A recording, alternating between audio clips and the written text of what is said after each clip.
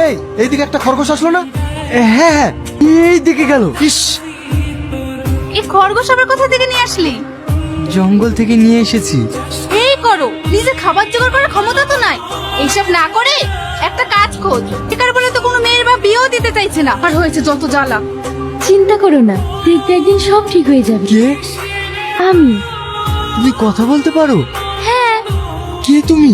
তোমার বন্ধু। আমাকে বাঁচানোর জন্য তোমাকে অসংখ্য ধন্যবাদ। তুমি তাড়াতাড়ি এখান থেকে চলে যাও, মা দেখলে আমাকে খারাপ ভাববে। আরে ভয় পেও না, আমাকে তুমি ছাড়া আর কেউ দেখতে পাবে না। এটা তোকে কে নিতে বললো? দে আমায়। না, আমি দেব না, আমি খেলবো। না, তোকে খেলতে হবে না, ছাড় এটা। আমার ছেলেকে কাঁদানো তোর সাহস হয় কি করে? তুই আমার খাচ্ছিস, তুই আমার প্রতি, তুই আমার ছেলেকে কাঁদাচ্ছিস, আর তুই ওর জিনিসে কোনো হাত দিবি না। চল এখান থেকে। জানো, এই পৃথিবীতে বেকারদের কেউ ভালোবাসে না। যার ইনকাম নেই সে যতই ভালো হোক না কেন,